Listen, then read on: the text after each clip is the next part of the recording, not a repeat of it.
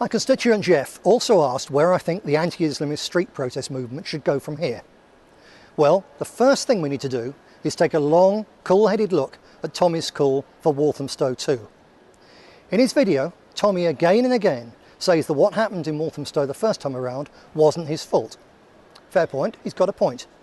Although everybody knows that it's his repeated attacks on and purges of his critics of his pro-Zionist line that's forced out so many good people that the 3,000 or 4,000 who would have gone there 2 years ago was down to a tenth of that, which was what allowed the police to treat them so badly and the Reds and the Muslims to get so cocky.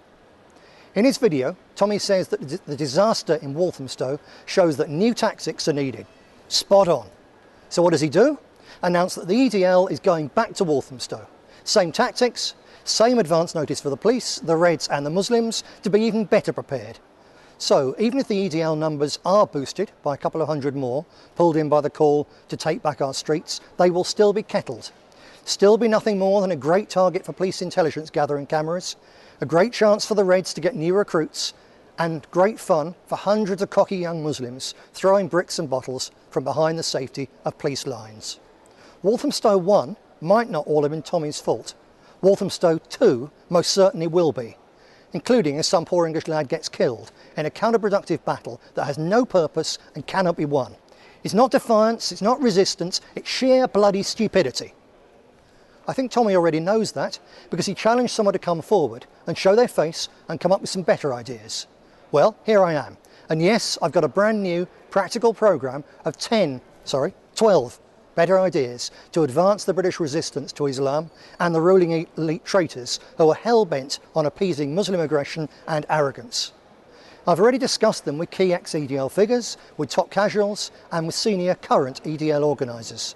We'll be meeting shortly to work out the fine point details, and we'll then set out our combined stall for everyone else to see and either get involved with or simply pick up whichever of our proposals they like most and run with them. We're not after a turf war, we're simply turning our collective experience into the better ideas that everybody knows are so badly needed. The starting point for the new ideas is the understanding that whether we are nationalists involved in elections or with street protests, we're up against far stronger forces than we can muster. We're outnumbered, outfinanced, outmediated and outgunned in every possible way. So if we go up against our far more powerful opponents on their ground, if we give them advance notice that we're coming, if we become so predictable that they have time to roll out their big guns ready for us, then we will inevitably lose and we'll keep on losing until ground into the dust. It's happened to an extent a couple of years like that, back with the BNP and elections, and it's happening now to the EDL. The first step back from endless defeat is to recognise that, although our methods and objectives are entirely peaceful, we're in exactly the same position as any outnumbered guerrilla army. So we must apply to our politics and our civil rights struggles the same lessons that have been learnt by every successful guerrilla force in history. We must avoid getting caught on pitched battles on the enemy's ground where he's strong. We've got to hit and we've got to run before they can react. The moment you start to think in these terms, you see just how dangerous and stupid it is to go back to Walthamstow. It's completely futile to worry about what the radical Muslims are being allowed to do by the state in the zones of our country that they've already occupied. What does it matter to us if they go around spray painting out pretty girls on billboards in their bit of town? Quite frankly, I don't want those sick bastards leering at pictures of our women anyway. Going into Walthamstow will only help the extremists radicalise more young Muslims. And what will it do to our lads who go? Will it get someone killed? It could. It's certainly likely to get dozens or even hundreds arrested. Now, I've got nothing against getting arrested for a good reason. It's part of the price of effective action against a corrupt ruling elite. But activists have a shelf life. You can only get arrested and sentenced a number of times before the penalties of getting into trouble again become so great that you have to take a back seat and you're lost to the cause.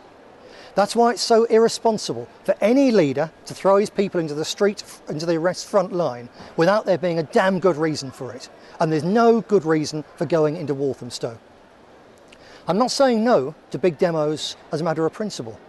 The homecoming parades, when the EDL turned out to protect our soldiers from those Muslim creeps, were fantastic. And the police understood it, the public understood it, and they loved it.